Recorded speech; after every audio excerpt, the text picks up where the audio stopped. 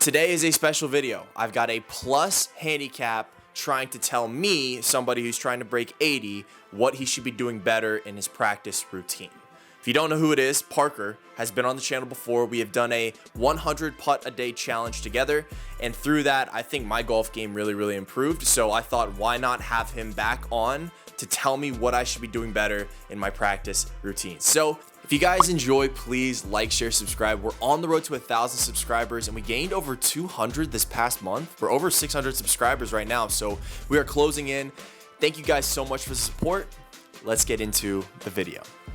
Okay, so usually what I've been doing recently is I've been working on the range, then doing short game, because my swing right now and trying to rebuild it is the most important thing for me right now. This is what I usually do. So I go 7-iron until I feel good and warm, then I go 60-degree all the way to driver. I swing about 100 balls per range session. I've found if I swing more than 100, I get burnt out and my swing gets crappy. So what I have been doing is I've been going to the range twice a day. So I'll go in the morning and then I'll go after. All right, I'm gonna pause at 30 seconds. Okay. I got my first question. So all right, let's do it. Do you have any idea how long it takes you to hit 100 balls? At any point in time, have you timed it?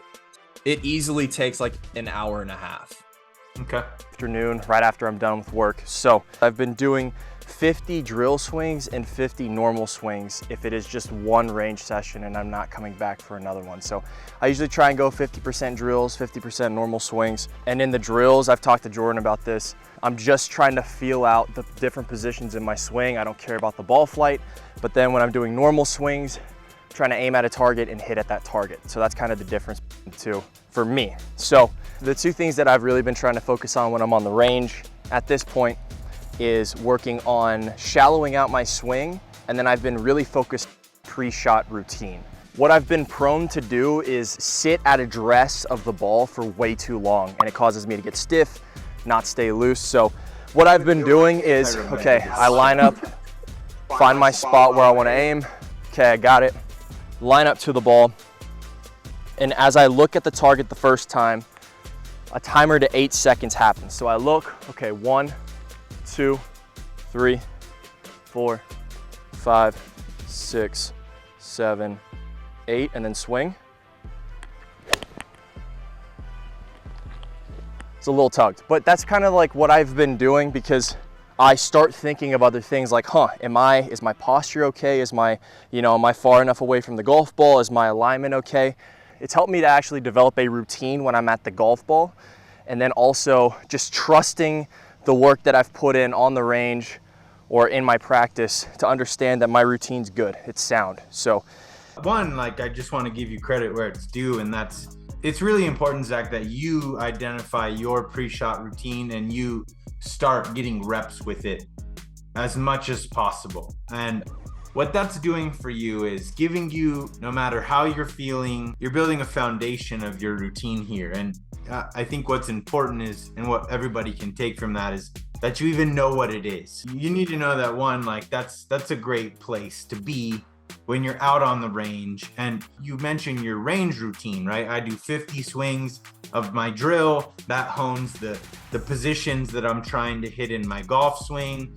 And then it's just 50 swings where I'm working my routine. It's good that you have those two things separate. For me trying to break 80, what else should I be trying to utilize with my time? I'll jump right into where we are now first, and that's your current routine. This isn't to say that you're wrong here, but is there any reason why you don't waggle the golf club? No, the pre-shot routine. I've never had one before. I've seen golfers do it. Let me ask you a question, because I know you're a baseball player before you're a golfer. Right. Did your bat stay still the entire time you were up at plate? No, never. Constantly moving. The principle from Hogan is the waggle, right? And the purpose of it is, I'm about to make a swing, and from a still point to a moving point, there's a window where you might be freaking yourself out a little bit being so still. And that's like what you referred to in the beginning of this video, right? Sometimes you just stayed there like locked, almost like deer in the headlights until you started your swing, right? Yeah. And if you considered implementing a waggle Sure. and the purpose of being loose within that 8 seconds, I don't think that's a bad thing. There can be a time where that 8 seconds to you, depending on the pressure that you're feeling, is gonna feel like 40 seconds. Yeah. Because you're still. Got So That's what I've been trying to do. And then the drills that I've been doing on the ranges. The drill that I'm doing right now is the tiger drill. So I'll set up, look at my spot. 1, 2, 3, 4, 5, 6, 7, 8. And then the tiger drill, you turn, you pause, make sure you're loose at the top, and then come down and swing. So those are the two things. Obviously there's a lot more that I need to work on in my swing, but that's what I've been doing in the drills and what I've been doing on the range to try and improve my ball striking and everything. So if you have any adjustments that I should do in my pre-shot routine or in some of the drills that I'm doing, just let me know. And yeah, I told you how I've been working in the range sessions. Let me know what I should do next. You know, I think Peace. you're in a pretty solid place for where your game is, but I would say, you know, don't be afraid to tailor that second half of your current routine to what you know you need to work on, right? Like it should be one of two things: custom to the clubs you know you need to work on, Okay. or custom to the golf course that you're about to play, right? So like, let's say you're playing at your home track and you already know what clubs you could probably be hitting on the par threes. It's going to be a wedge, a 6-iron, you know, to the middle of the green, let's say. Yeah. Yeah. And pick a target and already hit those shots on the par 3, right? Like you could take it a step further and try to narrow down all of the clubs you're going to be hitting off the tee and tailor putting work by ratio into those clubs. If you're thinking about one of those two things, you're in the right zone. That's what I'm doing out there. I imagine it's close to what pros are doing, you know, dialing in yardages week before, you know, going into majors. They're playing 9 holes. They're going back to the range. They're not just beating balls, right? They're hitting the shots they know they're going to need to hit the next day. So Okay, so usually what I do for my short game practice, I always start with a pitching wedge. I go to one specific spot for that day, and then I pick 3 targets out on the practice range. I've got 15 balls right here. I usually go through 3, so I usually chip 45 reps with my pitching wedge.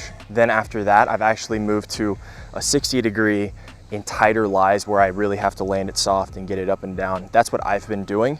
15 balls is good. Like a dozen to 2 dozen is usually a solid suggestion in my opinion. And then I like how intentional you are. Starting with a pitching wedge is something everybody should consider because it actually builds more touch muscle than a 60 would. I watched the Rick Shields short game video, and I used to chip like Rick Shields did before he got corrected by the instructor. Rick Shields used to go toe up and he would just do like a putting stroke to chip. Ever since I watched that video, I've been trying to do better of what the instructor says. I'll put his name on the screen. I can't remember what his name is, but he has the club more flat, more like a normal stance. And he's focused more on like rotating the body through impact. You find the bottoming out point and your weight is 60-40. So ever since watching that video, that's kind of been the change that I've been making on my short game practice. So total chips that I do in a day is usually 90 chips. So I got 45 with the pitching wedge. It's more of like bump and run type stuff. And then I've got a 60-degree for tighter lies, that type of stuff. A little more finesse. Even though I may not use the 60-degree at all during my rounds right now, it's good for me to kind of learn to use higher lofted clubs just to get used to it for when I need to chip over a bunker or something like that, land it really soft. So, you know, play with some lies, man. Like if you're going to hit 90 chips, I'd say try to put 10 on a different lie and a different slope. People think like, oh, you know, I just want to be really good at, you know, hitting a bump and run, or I want to be really good at hitting a flop shot. But like the golf course is going to test you, you know, where you're weak most of the time. So I'd rather you be getting the reps in a variety of short game scenarios. You know, obviously, you know, if you haven't been in the saddle for a couple of weeks and you're just, you know, trying to get some reps in, I'd say, you know, start from the fairway and hit 100 chips where they are just bump and runs to get the muscle memory back. But you know, how often you're practicing, Zach, during the week, I would really make sure you're mixing in variety in the short game and not just like, oh, I hit 45 straightaway pitching wedge bump and runs, and I hit 45 straightaway 60-degree kind of chips. Get uncomfortable, and I don't think you'll regret it. No, I like that. I like that a lot. If I have time, I usually do up and down work. So I'll chip and then try and putt out from that spot, see how many I can make. If I'm really busy trying to edit a lot of videos, or I'm really busy working and that type of stuff, I've got an at-home practice mat that I putt off of. Try and do at least 100 putts a day, because me and Parker did the 100 putt a day challenge, and I've been trying to keep it up. It's been hard recently, just with a lot of stuff going on, but it subconsciously keeps me in the putting mode if I do it throughout my day, if I want to take a break from working and that type of stuff. So that's what I've been doing. I think it's good to keep variety in your putting as well. Yes, the reps are important, but especially after you get the reps in, take some time to slow down and make sure that you know, at all times you're putting a routine into that that putting stroke. Like now I'll actually go through my whole pre-shot putt routine, where like when we were hitting 100 a day, you're just hitting putts, you know, like you're not taking the time to like take a practice stroke or anything like that. And as you're trying to get into the 70s, you know, like an up and down on a par 5 for birdie from like 20 yards, walk it up. Like don't shoot it with a laser and like, oh, I can hit this 25-yard shot. Get your feet all the way to the pin, maybe even step behind the pin, look at it from behind the hole. Maybe you see a slope or an angle that's different than what you saw from the ball. If I had one more suggestion to the mix before we close, for anybody that has not truly shot in the 70s yet, you know, I recommend you pick a course. Like, decide the golf course you're gonna do it at. Don't let chance be the deciding factor of where you break 80, because like that first one is a big deal, and like you want to get there, and it's going to be a big encouraging factor. And I say pick a course because there's a lot of things that you can be learning about course management and or considering before you even get out there. If you've already played there, you'll be familiar. You'll be able to just pull up, you know, a map of the golf course and kind of know like, oh yeah, like when I stay on this tee box, it lines me straight up into the crack. Like I need to make sure that I take this angle because I'm not gonna miss where the tee box lines me up. Or, oh, I remember I felt like, you know, I had an awkward yardage when I hit 3-wood off the tee. Maybe I need to hit 4-iron and really try to dial in going out there to shoot a score with some of your preparation in mind as well. And you know, that's just a confidence thing, right? Like, and honestly, most golfers can probably relate to this. If you could go back, right, and do something different, it always shaves strokes off, right? Whether it's, I shouldn't have hit driver on that tee. Like I should have just taken my medicine. It was a tight shot. The wind was blowing or whatever. I should have hit something else. Well, you could have thought about that beforehand, or you could have at least put a scenario in your head like, all right, this is a pretty tight tee shot. I might want to hit driver, but if it's windy, I really just need to get this ball in play because it's one of the toughest holes on the golf course. Yeah. So maybe I hit 2 4-irons and try to get up and down for par. These are the kind of things that I know you especially, like you're a part of a golf content, you know, creation process. So there's a lot for you to think about when you're out there already. I think you need to give yourself some time to think about the golf course before you're on the first tee. That's probably the last thing I can offer you personally, but I think everybody could kind of take from whether you're trying to break 100 for the first time, 90 for the first time, 80 for the first time, and if you are trying to break 70, which is really where I'm trying to be on a consistent basis, these are the only ways you truly like dial things as down as possible. And you know, like anyone that's trying to play in a golf tournament and win is walking through the golf course hundreds of times in their head. It's not like, oh yeah, I'm going out to play it today and I'll take it on then. I mean, if you've never seen it before, yeah, you need to take some time to just soak it in. But once you've seen it once and once you know what your target is, then you have all the time in the world before you go to bed, when you're eating breakfast, you know, when you're taking a dump, whenever, to think about one of the holes out there and walk through it. Walk through your pre-shot routine, what club you're gonna pull, what kind of shot you want to hit. And then when you're there, it's like second nature. Like, oh, I've already hit this shot in my head. And even if you don't hit it exactly the way you do, there's just no way it's going to hurt you. And especially in a game where genuinely we're making decisions at the millisecond and the second level, right? Like, it's happening quick. Like, your pre-shot's 8 seconds. Well, the golf swing's not even a second. Right. So like, we don't really have these mass windows to be considering all the variables that golf have to throw at us that day. So you kind of want to try to solve some of that equation before you're even out there. It's going to shave strokes. I'd be happy for anybody in the comments to tell me they don't think that would help.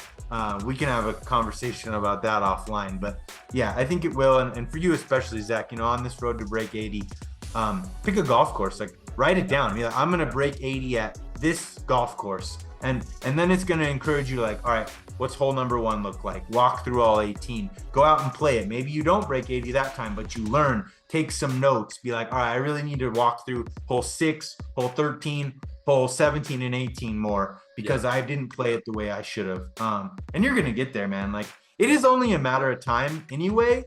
But I do think these kind of things that we've talked about today will help you get there fast. Well, thank you so much, dude, for hopping on. Any final words? No, man, happy to be back around. The tournament season's kind of wrapping up for me out here. I got other plans all summer, so happy to contribute, and good luck to everybody out there with some golf goals. Hell yeah. Appreciate you, dude. Thank you so much.